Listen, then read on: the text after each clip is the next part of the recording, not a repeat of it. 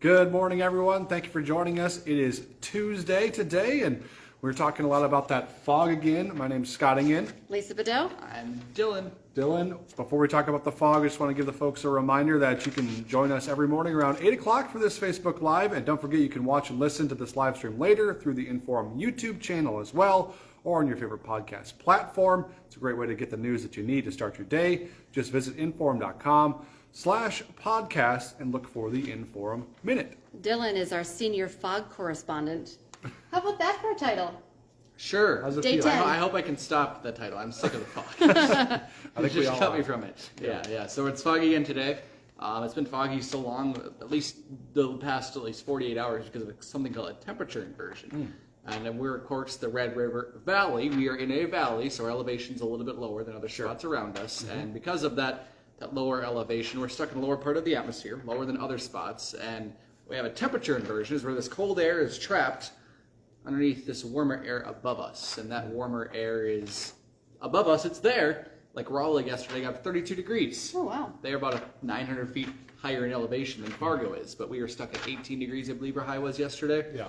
Similar story today. We're actually at about 18 degrees right now, and that's all we'll stay at because of this temperature inversion where cold air is trapped underneath warm air above us. And the only way to break that is, one, we can get a whole bunch of heaters and start warming up our air an option. surface, or two, we can get a whole bunch of air conditioners and cool off the air above us, or a cold front, which hopefully this cold front coming tomorrow will kill this temperature inversion. We can finally get rid of the fog, get rid of the smog, get better air quality, because also with the cold air trap, we're also getting all the pollutants. So, all of the pollutants that usually rise up into the atmosphere and don't affect us, well, they're stuck with us. So.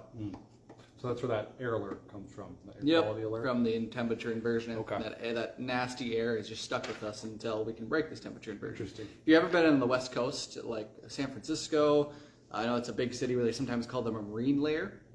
That's usually what happens. We get temperature inversions all the time. Like, this is nothing uncommon, but usually it only happens in the morning, and by the afternoon, the surface temperature warms up enough so we can get rid of the inversion. But that's not happening because we're cloudy today. Yeah. And that's just not going to happen with cloudy skies. We're sitting at where we are, and we have warmer air on top of us. So this happens all the time. It's just really to an extreme level right now. Yeah, that's interesting. Thanks for breaking that down. Yeah, a lot of nerdiness. That's okay. We like the nerdiness. It Yeah. makes you, Dylan. Yeah, you betcha. Appreciate it. Yeah, you betcha. And that you betcha. Love that.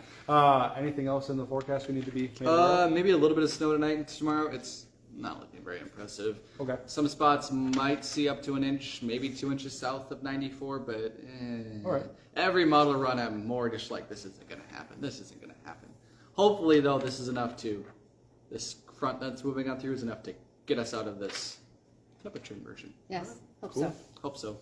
Alrighty, Dylan. Thank you. Appreciate you. betcha. If that snow does end up being something, we're going to keep an eye on those road conditions tomorrow morning. If they get slippery or that kind of thing. All right, let's jump into those local headlines this morning. We have more details on the arrest of a woman that police say her vehicle caught on fire while she was driving under the influence. Crews were called out to the 1800 block of 5th Avenue South in Moorhead just before 7 o'clock last night for that vehicle. It was engulfed in flames, which is pretty crazy. The driver of the vehicle, identified as 46-year-old Jessica Newlieb. She was found outside a home that was nearby where this all took place. She says that, or police say that she says she was stuck in a snowbank, tried backing out of the snowbank. However, she couldn't get the car free, and that's when that vehicle caught on fire. She was arrested, then later released for a misdemeanor DWI charge. Police say the cause of the fire, though, is still under investigation. However, we do know that the car is a total loss. Another story we're tracking for you this morning. A 23-year-old man is facing charges after he shot himself in the leg, according to police. Emergency crews were called out around 7:30 last night to a home just off of 52nd Avenue South in South Fargo. Officers say Cody Perman was handling the gun inside his home when it accidentally went off, and he shot himself in the leg. He was taken to the hospital by ambulance. He's expected to be okay. However, he is facing a charge for discharge of a firearm within city limits. All right, this is a follow-up to a story we told you about yesterday on First News. We had some news on it yesterday, but sad story. We now know the name of a man who was found dead outside of the Red River High School in Grand Forks. His family is actually speaking out about this. They spoke with WDAY. They say it appears that he froze to death.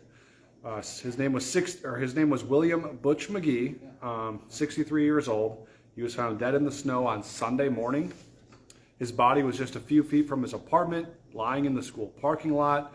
His family says a security camera caught this whole thing and exactly what happened. They tell us that McGee was seen wandering out of his apartment around midnight without his cane. He was just wearing a hoodie, some pants, and some Crocs.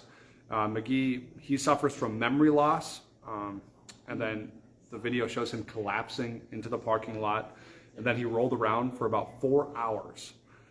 His cries for help likely not heard because he had been battling throat cancer for the past year. He was a father of 2, grandfather of 8, and he actually had just completed the treatment last month. So, incredibly sad story. Such a sad story. Another sad story for you this morning. Police have just released new details about a snowmobile accident that killed a 12-year-old Minnesota boy. We now know his name was Blaze Himley. He died at the scene on Sunday. This happened in Wabasha County. The sheriff's department there says it appears that the boy hit a tree in a wooded area on private property. Attempts to revive the boy were unsuccessful. All right, today Senator Amy Klobuchar is holding a press conference in Moorhead to discuss some funding for 2 underpasses that are going to be built there.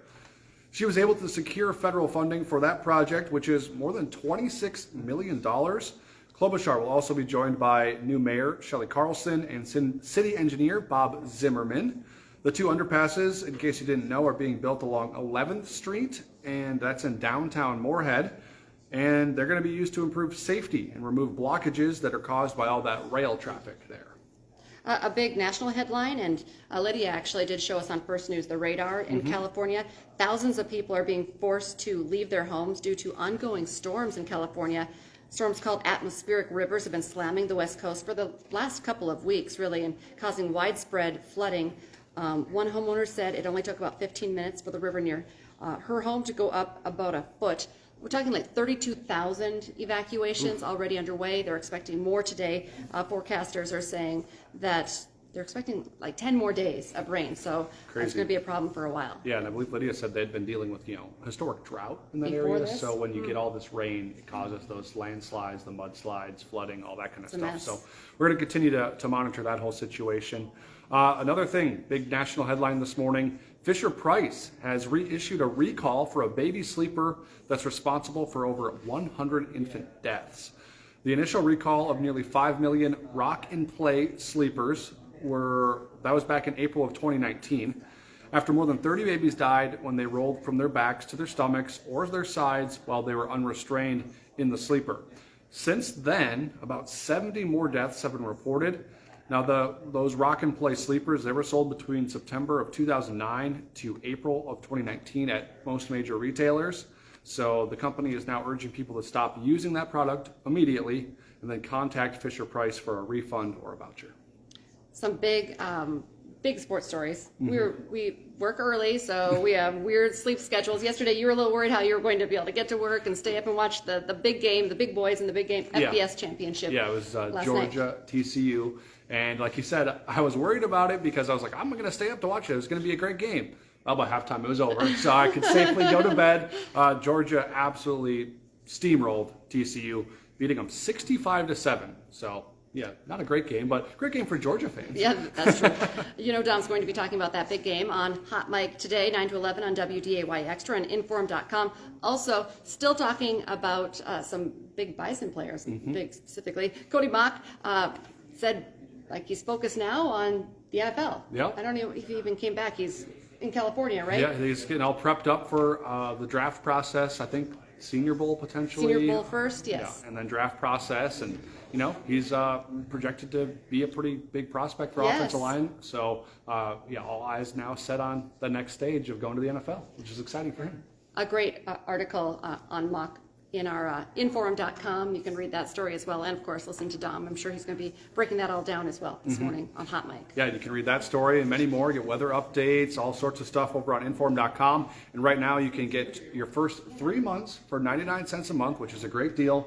Take advantage of that while you can. We don't know exactly how long the deal might last. So get over there, get your subscription.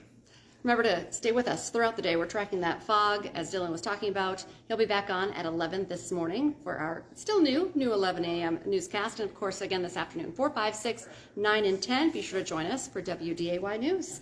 And we'll be back tomorrow morning, 5 to 7 for First News. That's right. Hopefully that fog is lifted. We'll find out. Hopefully. Have a great day.